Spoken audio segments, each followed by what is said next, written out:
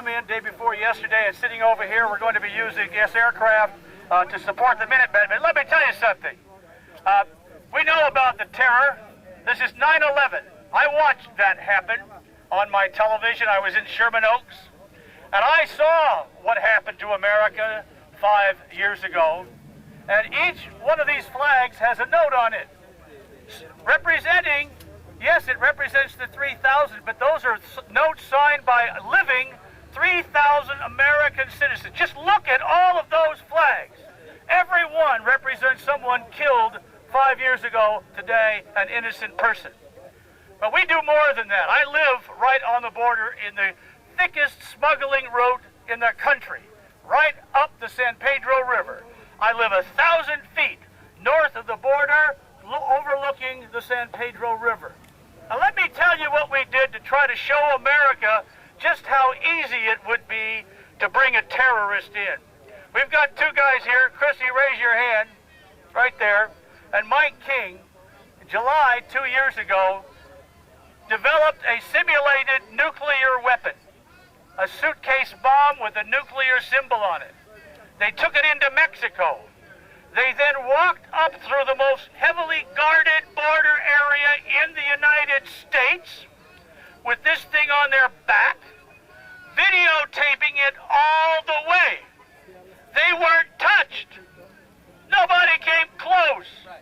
They then put it into a vehicle that had been confiscated from a smuggler, and we bought it from a tow truck operator. This was an actual vehicle used by smugglers. We then put the nuclear weapon simulated in the back of this truck and drove it up to Tucson and took it into a shopping mall. And we showed the video that we did on the internet. And a Hispanic, a Mexican-American reporter called me. He knew me. His name is Ignacio Ibarra, Arizona Daily Star. And he called me and said, "Glenn, did you guys really do that?" And I said, "We sure did." And he believed me. So he put it up on the AP wire. And we had television crews coming down to the border to say, "Did you really smuggle this nuclear weapon across the border?" Simulated. And I showed them how we did it. Now listen to this. We took them down to the border in broad daylight. And we brought the weapon across the border, and then we drove it up to Highway 92, and they left. And I said, "By the way, we just did it again in broad daylight." They ran the television program. It was on Southern Arizona, and I said, "We're going to do it again."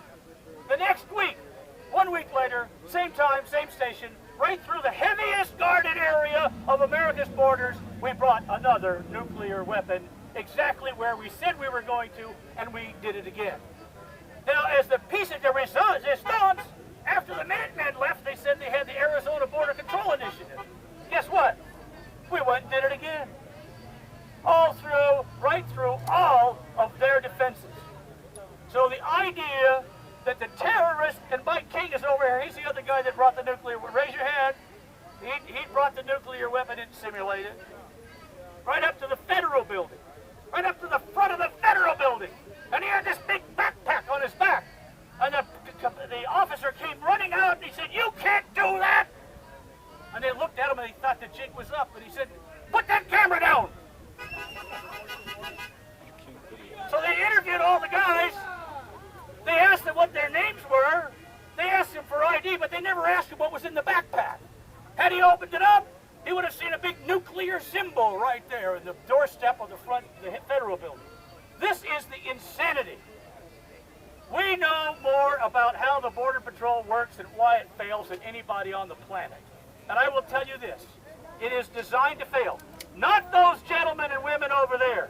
I can tell you because I listen to the scanner of their activity 18 hours a day, and I've done it for a year.